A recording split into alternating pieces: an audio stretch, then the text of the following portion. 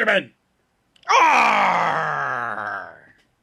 You went from like camera 1 to camera 2. Hello. How you doing there? I'm doing great. How are you? Are you sweating balls I right am, now? because I'm in the room without the AC. That's the other room, so we'll know it's time to Yeah. stop when I like pass out. Oh, I Yeah. forgot to turn the AC on. I'll be okay. It's Oh. not bad out there. It's hot in here though. Yeah, it's the house is retaining heat like a freaking pizza oven right now. This is why we have been doing the summer over Skype, because where we film is way too hot. And unfortunately where Jack is sitting now is way Oh, too it's hot. a freaking sauna in here. All I've got is a towel on underneath. Naked Monster Man. They're real and they're spectacular. Thank you, Terry Hatcher. Heyo. I think I'm sitting next to Sam and Rusty. Oh, Jack, what are we really here for today? We are here for a strange reason. Well, Funny lead-in. Yep. So, we are here to talk about Stranger Things, the Netflix series that blew us both away. We could not wait to do this episode. So we got to get right into it. So here's the ground rules.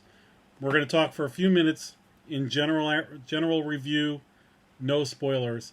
Then we're going to give you a warning, and if you don't want to be spoiled, cut out and then come back, because then we're just going to talk about it for the rest of the time. Spoilers flying and everything, because this is just too good to just gloss over. Oh my God. As a review. All right, so we'll start with the non-spoiler. It's a show on Netflix. Only 8 episodes.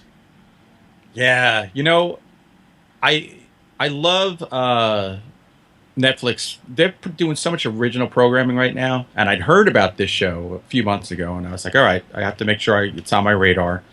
And luckily, because of what I watch, they put it like front and center when it came out. And I was like, oh, 8 episodes, that should be enough. And oh my God, it wasn't enough.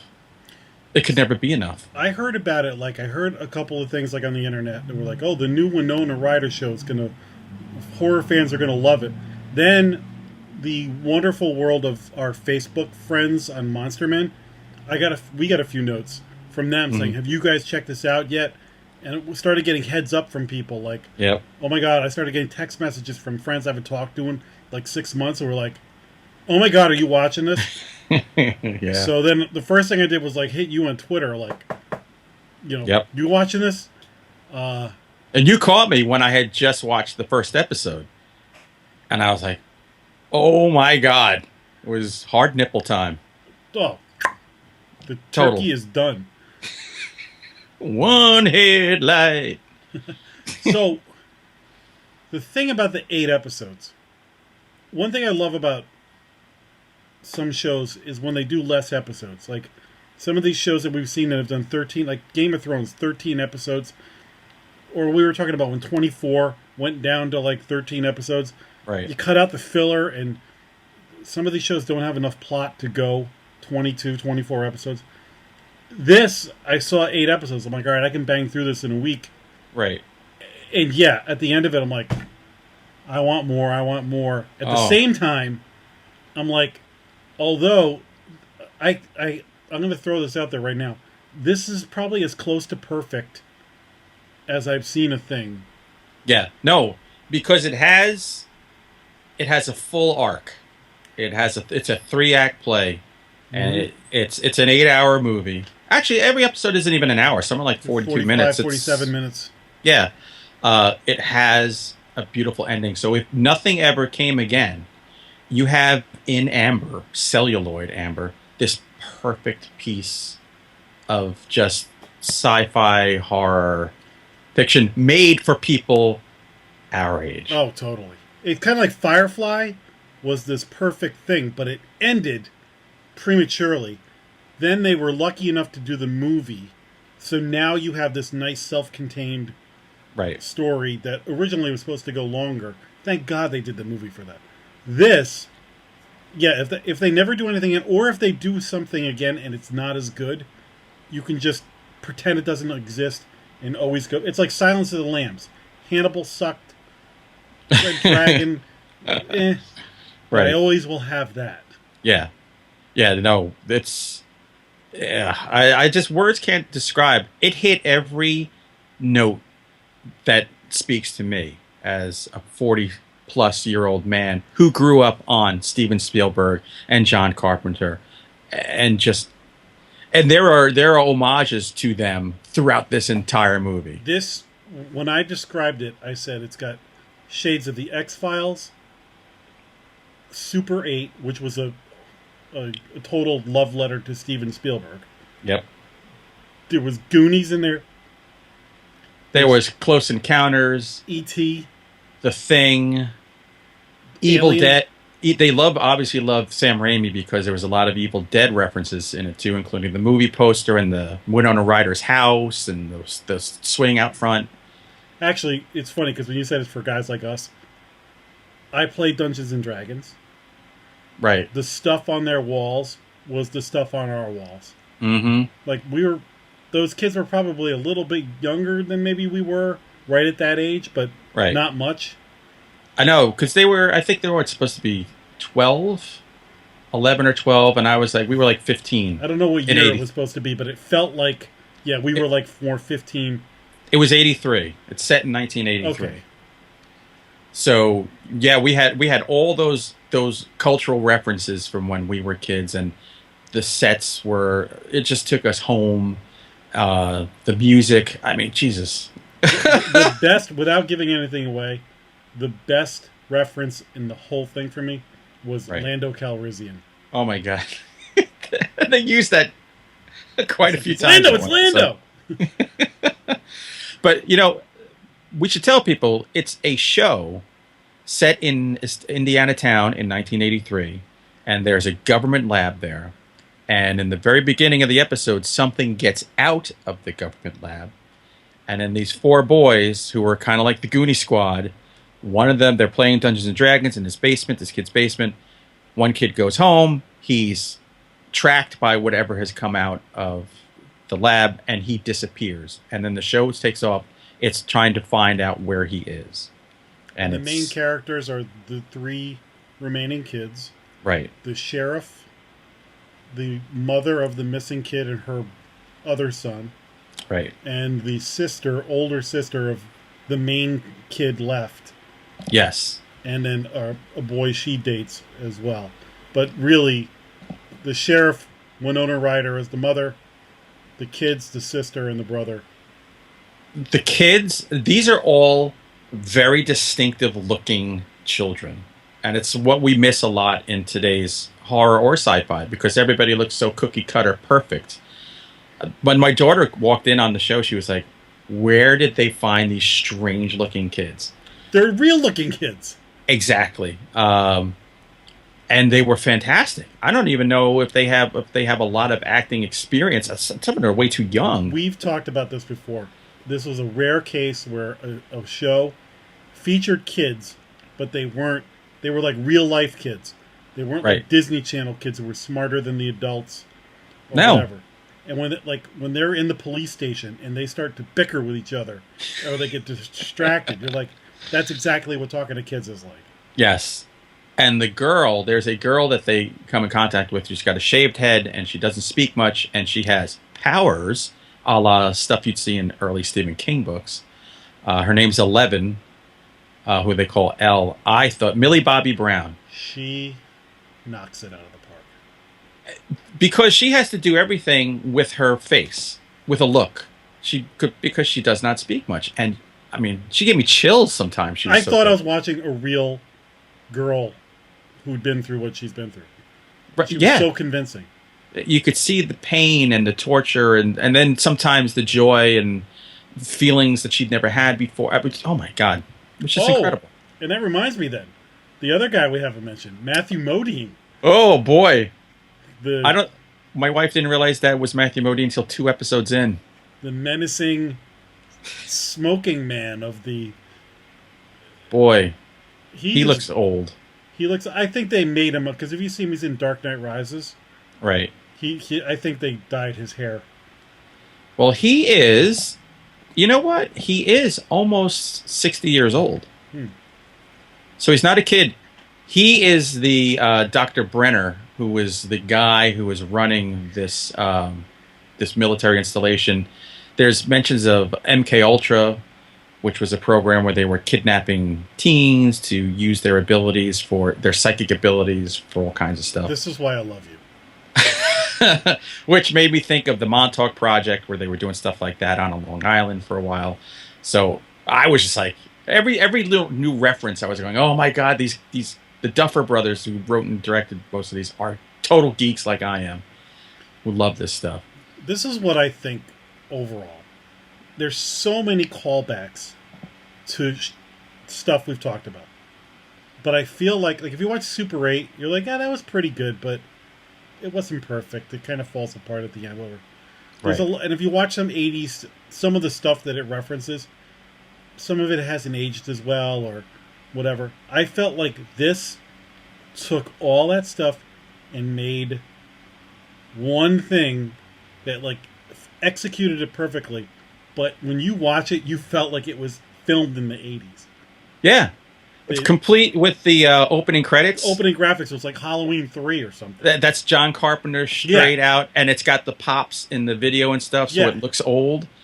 Oh my god, I was just like, oh, Carpenter. And they love Carpenter because they have the Thing poster, and they're watching the Thing at one time. They have the Thing poster, they have a Jaws poster.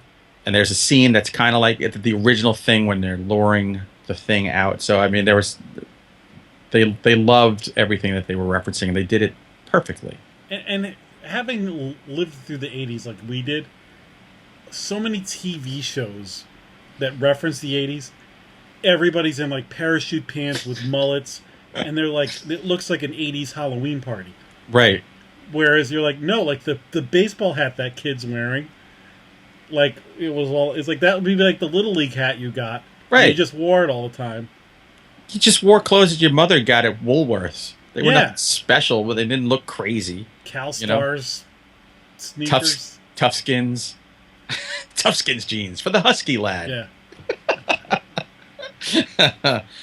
But, another thing, we get back to Matthew Modine. Now, he is one of the evil presences in this movie. Did he say 40 words over 8 episodes? He spoke sparingly, but whenever he spoke, you were freaking listening. Right. He was there to just kind of look like, oh, Jesus Christ, I don't want to mess with him. Him and his whole gang were very intimidating. So one thing I loved about this was, if you just told this story in a linear fashion, because you kind of, without giving it away, you come in and stuff is going on and you don't know why. And then as the story goes, it sort of goes back and shows you what happened. At first you're watching things like, what the hell is going on? Then they'll slowly explain it with flashbacks and exposition and stuff. Right. And by doing that, you accept what happens and not be like, oh, that's stupid. It's already happened and you're dealing with it. And then when they explain it, it's a clever way to do it instead of this happened and now we've got to deal with it. You're like, that's really stupid. I don't buy it. Because they're folding it into this narrative where you're also getting this connection to the kids and Winona Ryder and Hop, the sheriff. So after a while, because you're so invested in them as people, you feel fear for them. And so they can feed you that kind of stuff and you accept it because you're like, oh yeah. And God, why are you putting them in this situation? And that's the beauty of those 8 episodes where, in the end, my wife cried for 20 minutes. The last 20 minutes, she did not stop crying. Yeah, when we get to spoilers, we got to talk about the end. It's emotional. The other thing was, I think you had the same reaction I did. Winona Ryder, your first reaction is, wow, she looks a little bit older. And in this thing, she plays like a kind of a,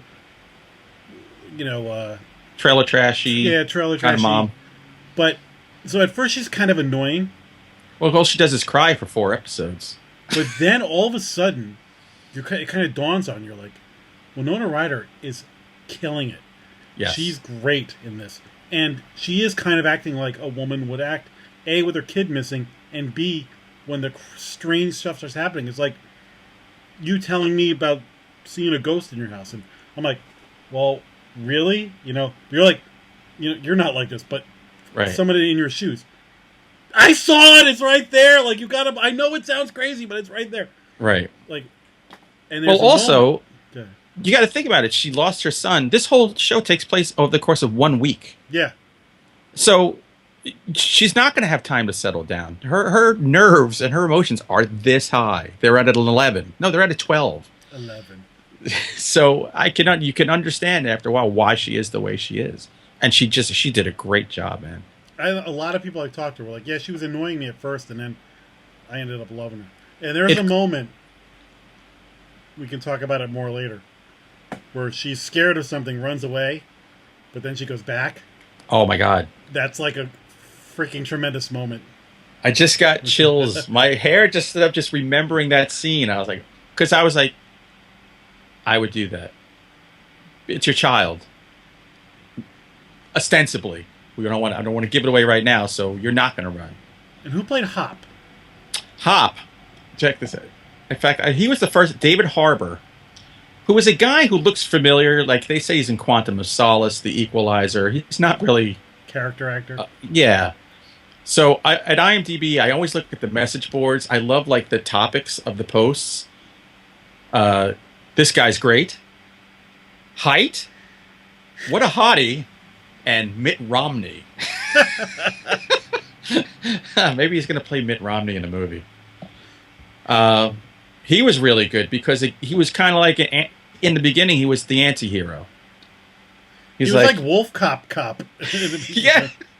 Kind of like the boozy, drunk, chain-smoking loser cop. But then you realize why he's another guy carrying a lot of baggage. The crisis gives him purpose and pulls him out of his funk. And they always say, like, you're depressed.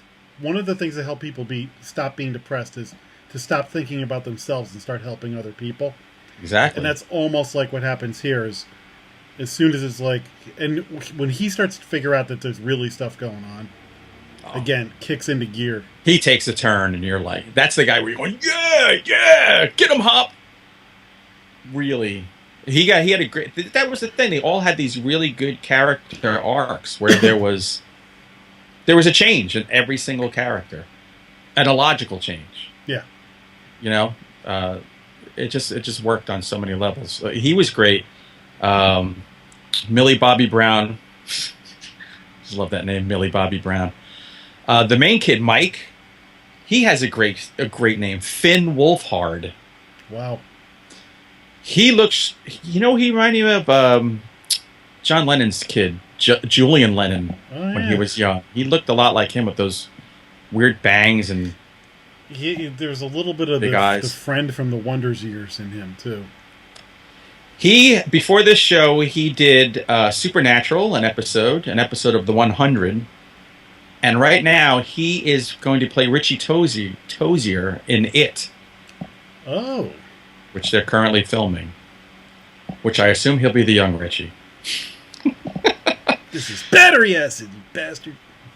But yeah, it's his family, the Wheeler family, that is like the main family, because he's the one who's taken in Eleven and hiding her in his basement. And his mother, Cara Buono, she had fantastic hair. Very 80s hair. Feathered, beautiful 80s hair. I felt bad for her in it, because I'm like, she's this nice woman and all this stuff is going on and she's completely in the dark and she's just trying to hold everything together. And she's got that moron husband. Oh my God. He reminded me of, if you ever watch Ren and Stimpy, whenever they would show the dad and all you see is like the pipe. So what do you have here? That was like that kind of, like, he was like a 50s dad, like the old dad. It was like Rick Moranis on sedatives. Yeah, I know. Honey, there are paratroopers in the yard. Oh, are there? Well, let's take a look and see. And then the daughter, I thought the daughter did a good job too. She kind of looked like an insect, but that's what I liked. She looked like a real girl she's a pretty girl, but she's not a TV model. No, she was thin, but like if I went to junior high school with that girl, I would have been head over heels in love with her. She was, that's Natalie Dyer. And she was in, let's see, I believe in Unicorns, the Between, the Hannah Montana movie. Yeah, I mean, didn't do many. You know who was really good? The kid who played her boyfriend. Yes. The schmucky 80s. He's one of the most interesting characters in the whole thing. Because that's another one that takes an arc that's completely unexpected. He could play the big-haired douchey boyfriend and be that. Yeah, he looked a little Twilighty. He looked like the Yeah.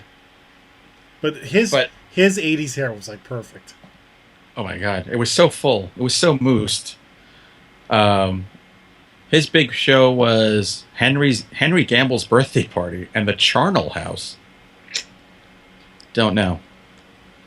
Again, and another guy. He has like 4 acting credits before this. So they got these people, these kids, who were kind of into business, but have this natural look and instinct about them. What's the name of the kid with the baseball hat and the missing teeth? Because he's clearly the best character in the whole thing. If my wife could have gone on the set, she would have stolen him. He plays Dustin. It's Gaten Matarazzo or Matarazzo. Him. All 3 kids are awesome, but he steals the show. He has He's missing. chunk. He has missing front teeth and his curly hair, and he did one show. He did one episode of The Blacklist before this. Huh. That kid was hilarious. He was Sincere. the comic foil. You loved him. But he was also kind of the emotional heart, too. Because when Mike would be arguing with Lucas, it was Dustin who was always trying to pull them back together. Yeah, like, these are our rules, guys. Yeah. Oh, my God. So I think we both clearly give this a thumbs up. Thumbs, toes, the whole deal. But let's warn people now. Let's dive into some spoilers for a couple of minutes. The bulk of this episode is non-spoiler, but we're going to do a few minutes on spoilers because we just have to dissect it. So if you haven't watched the show, we say go watch it and then come back and tell us what you thought. And don't complain. We've gone over 100 episodes without ever spoiling anything. So this is the first time. Well, we're going to do more of this where we discuss things and you have to have seen it because it's kind of fun. Yeah. But we're clearly giving you a warning here. You're right. We hardly ever do this. So yep. You've been warned. Grab your partner. Do-si-do. Out the dough. Out the dough. We'll see you next time on Monsterman. Everybody else. All right. Like Chris Hardwick. 3, 2, 1. Okay. Spoilers. Come closer. Over here. Yeah. Okay. So, what do you want to spoil first, Jack? What do you want to talk about first? The Christmas lights? Let's talk about 11. Yes. Elle was tremendous. Her arc was awesome. Mm-hmm. And all right, so maybe one of the greatest parts of the whole thing is the climax. They're fighting a monster in the classroom. Yeah. Is Lucas the name of the kid with the slingshot, the wrist rocket? Yeah. And yeah, like that was going to work. He's taking shots, and you're like, they've been shooting machine guns at him. He fires one. It goes into the monster's mouth like the Death Star. And the monster goes flying back into the wall. And you're like, what? And all of a sudden, she comes around, like, and her face, and it's one of those moments you're like, yes, but also you're going, no, don't, because you know that her battery is almost out, and she can't do this. It also just the way that they faked you out with the wrist rocket to do that. I'm like, right there was one of those moments that was just like, this is one of my favorite things I've ever watched. Right, and then I got choked up as she's got the thing with her telekinetic powers and it's disintegrating and then she's disintegrating. I was like, no. Wife's crying next to me. I'm like going, I don't even want to look at her. Now, to get really spoilery. So we're in spoilers. We can say anything we want. Right. So she kills it and herself just fades into nothing. But because this show is all about sidestepping into dimensions and layers upon layers falling on each other, so obviously she's still alive somewhere.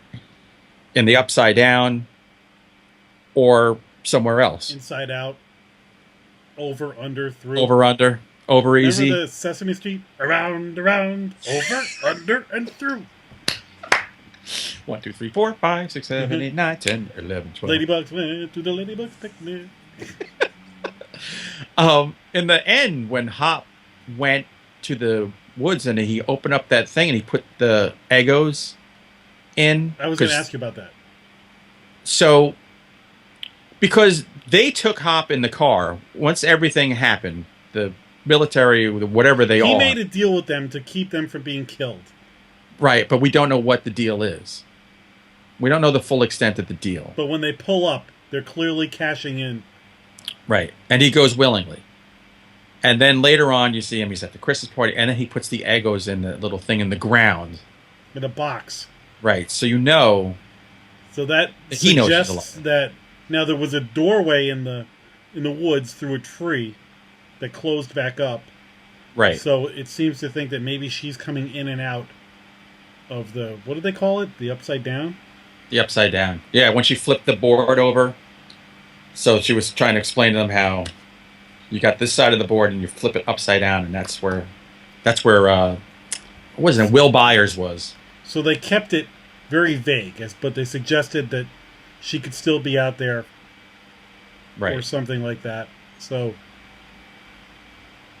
let's talk about. So then, okay. So when he strikes a deal, all hell breaks loose. The army guys or whatever capture Winona Ryder and Hub. Right. Hop. Cop, Hop. Bubba. Bubba. He cuts a deal with them, and then they send Winona Ryder and him into the Upside Down, Thinking that they're going to die in there anyway. right? It's just like, so that was my thing. It's like, they go, oh yeah, we'll do this deal, and let them go inside there, because they'll never make it out alive anyway. We don't have to honor this deal. So they must be shocked that they made it out alive. Oh, that's another movie they reference, Nightmare on Elm Street. The way that the kids lure the monster out was very pulling Freddy out of the dream. Yep. Oh my God. They were, the Duffer Brothers were pulling on everything that we grew up with and loved. Yeah. So, thanks to all the different forces, the monster gets slain. Right. In like 3 different places. Right. Now, here's the thing. Or was it slain? There's got to be more than one. Well, that's right, because it was eggs. Right. There's eggs. And also, how can there be this other dimension with only one creature? But there was a point, I think it was Hop, saw an egg. Somebody's in the other side, and they saw it's like a hatched egg. I don't even remember that part. Yeah, like they stop and I go, oh, that looks an awful lot like an egg. See, I just kept waiting for more. I kept waiting for them to find a way to beat it, and then another one to pop up. So I guess I read that they have multiple seasons in mind, and they didn't want to get too deep into the mythos the first time around, but they already have it planned out. But they wanted us to get to know the characters and get to know the lay of the land and what top line of what they're dealing with. So I have definitely there'll have to be more monsters in the next one. Oh, that's good. It's not renewed yet. I thought it was. I looked the other night and it wasn't renewed yet, but I think it's a foregone conclusion. I mean, the thing is getting more accolades than anything Netflix has put on in a long time. Look, Daredevil and Jessica Jones are both tremendous. Mm-hmm. If you want to say anything about Daredevil, it gets a little convoluted and might be a couple of episodes too long.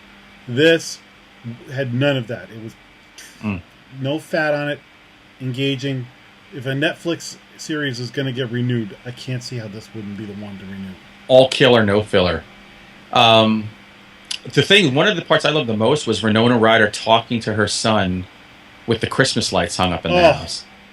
That's straight up Close Encounters. Yes. That's the mashed potatoes. Yes. Yeah, and then it's a mix of the mashed potatoes, the obsession, the lights. I mean, that was everything in there. There's a little poltergeist in there, too. Yeah, oh my God. When the thing is coming to the wall and Nightmare on Elm Street. Mike's mother is there bringing her the casserole, and her daughter with the pigtails goes in the room like, don't go in there, Carol Ann. Yeah. You out of your mind? But then it totally Freddy Krueger's over the bed when it comes in. Yes. That was great. Yeah. Because when the wall does like that, you're like, what the... I got to find out if you can get the soundtrack on iTunes, because I want to write to that. I've been writing to It Follows now for 2 years. I need a new soundtrack. I picked that Blu-ray up. Exactly. The kids on their bikes escaping the agents. Yeah. Spectacular. The fights the kids have, and then the way they reunite. Right. All of that just felt authentic. Yeah. And that's what kids could... You jump on your bike, you knew your neighborhood. You could get away from... I got away from cops on foot because I knew, like, we would go down this one road that there was only one way in for the cops, but we could just run up a hill and be out of there. Like, see, like if you're a kid, you know, but there's only so long you can keep that up. Yeah, and they lived on their bikes just like we lived on our bikes in the 70s and 80s. I mean, and when they're getting chased and then the L flips the van. Oh, that was so cool. I don't know what was cooler, that or when they were in the school and they're surrounded and she makes all the guys' eyes melt out of their head and they all drop dead. I was like, oh. That was. I want an L. Can I adopt one? She was. How could you not be in love with that girl? She was so tragic. When she put the wig on and the dress and she's like, am I pretty? And you're going, oh my God, you're gorgeous without it. You know, you want I to love reach what to the kid TV. is explaining. He's like, "Will you live with us, and she'll be like your sister, and you'll be like my brother." No. Yeah, it was coming of age too. It's like these are boys who have done D&D kids and She's girls like are icky. swinging you towards friend zone, and you're like, "Oh no, I'm not taking that bait. Don't you call me buddy." I want to take you to a dance, which was cute and innocent, and oh my God, it was just so good. We're gushing. So the whole thing, what I was saying before about how they introduce it, if it had started with you learn that she's a psychic, then she has an episode and a vortex or doorway is created, I think we would have been watching and going, nah, this is bullshit. This is right. Whatever. But if you just see the thing on the wall, like, what the hell is that thing? Yeah. And you've got to figure it out when you go back and you introduce it in bits and pieces like that. It just is great storytelling. It was just woven. It was just a big loom. And they were just weaving everything in just at the right moments, hitting all the right little notes, leaving enough little teasers here and there. And then I have to watch it all over again to get every reference that was going on. It's like it's like Mad Magazine.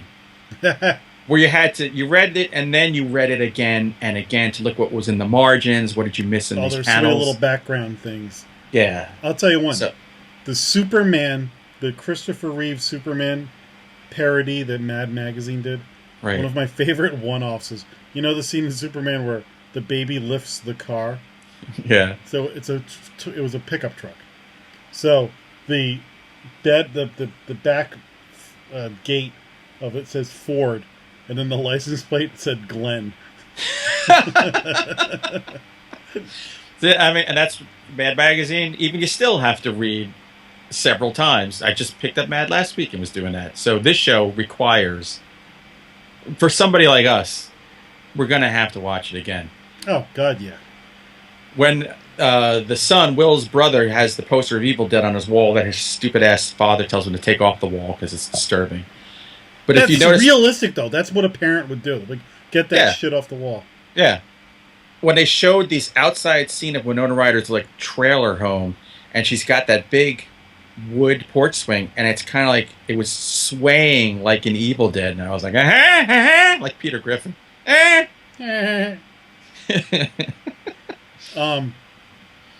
Let's talk about the daughter, her boyfriend, and the love triangle, because this is one of the things that made this great. Because the way they ended that.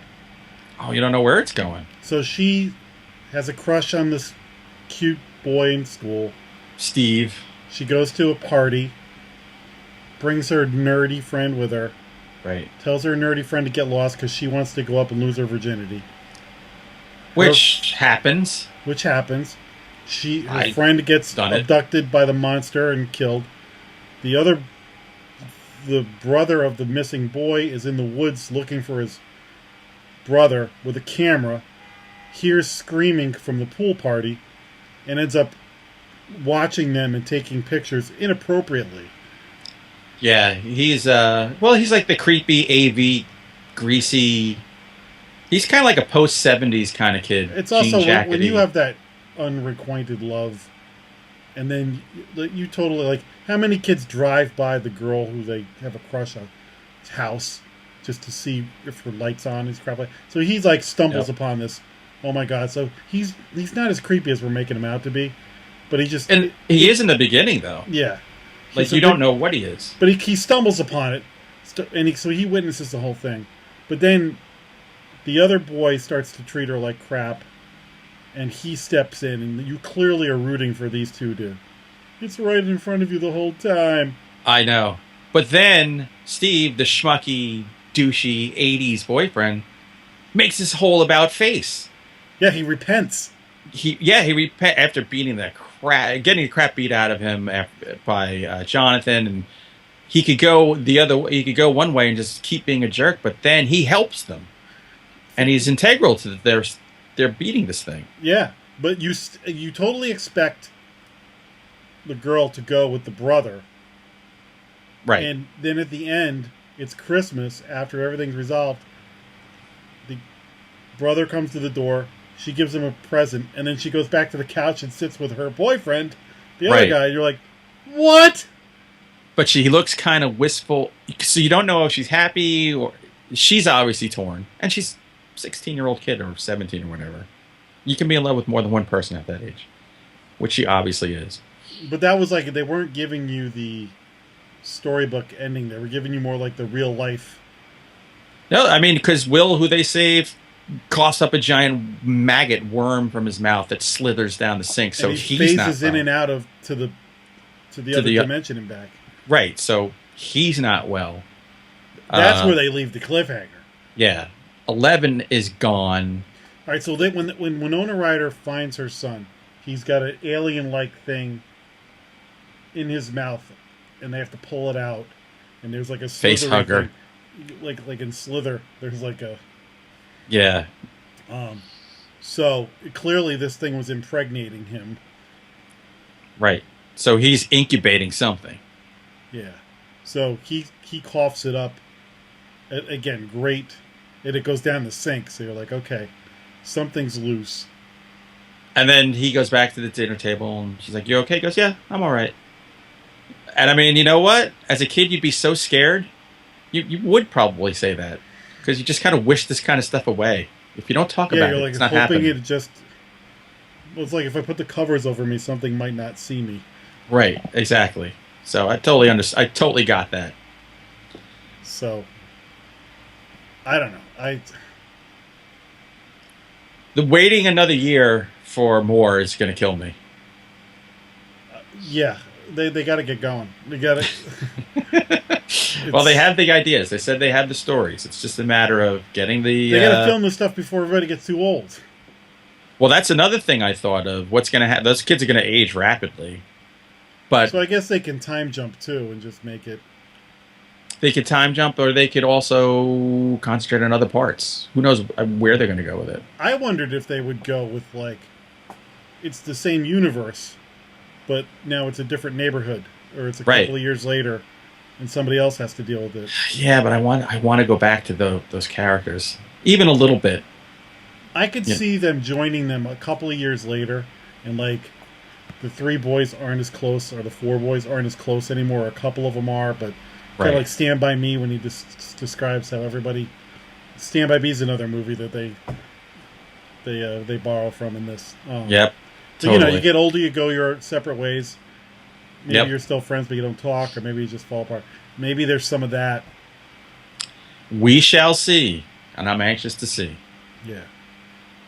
But I'm telling you, when that last episode hit, I'm like, the word perfect just came in mind. I was like, that I've thoroughly enjoyed this. I couldn't wait to talk to you like this. Right.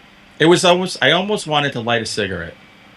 Just sit back and light a cigarette. And go, Well, you had the climax, and then you had the whole epilogue that kind of went longer than you thought it was gonna. Yes, but what was good because I'm like, I want more. It paid off. Give me a little more, and don't fuck it up. I swear to God, that ego. I'm like, no! Tell me exactly what the ego means. I want to see a hand grab the ego, or a bald head pop up from that box. But love it. It was, and I thought Orange Is the New Black was the best thing they've done. I haven't watched that yet. Maybe that'll be the next show I watch. The last season was just phenomenal. It was their Empire Strikes Back. I heard that one of the seasons wasn't that great. Last season was really bad, and they resurrected it this year, big time. And also, here's one totally off topic. Judd Apatow has a show, Love. Oh, I wanted to watch that. It's with the girl from Community, who was really skeevy. She's a drug addict, alcoholic, whore. Jillian something. She's hilarious in real life. I devoured that.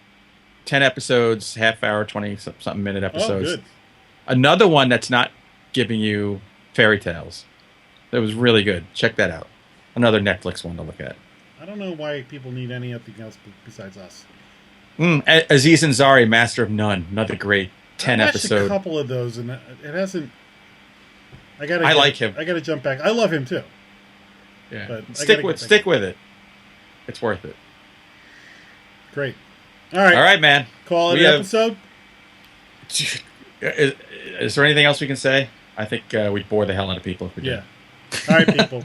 Let us know what you think. Send us comments and all that stuff on Facebook and Twitter, and buy his books. And Jersey Devil comes out August 30th in stores everywhere, including Piggly Wigglies and Walmarts. So get ready for the JD. Dirty Jers. And I was talking to Tim Meyer, author Tim Meyer, and he would like to be on a show that we talk about the Jersey Devil since he's down there. Oh, definitely. I would want to get him on anyway. Yes, so we're going to have to get Mr. House of Mirrors and Sunfall on here and talk some Jersey Devil stuff. Dirty Jers. All right, perfect. Yeah. Totally. All right, so stay strange, and we'll see you next time on Monster Men.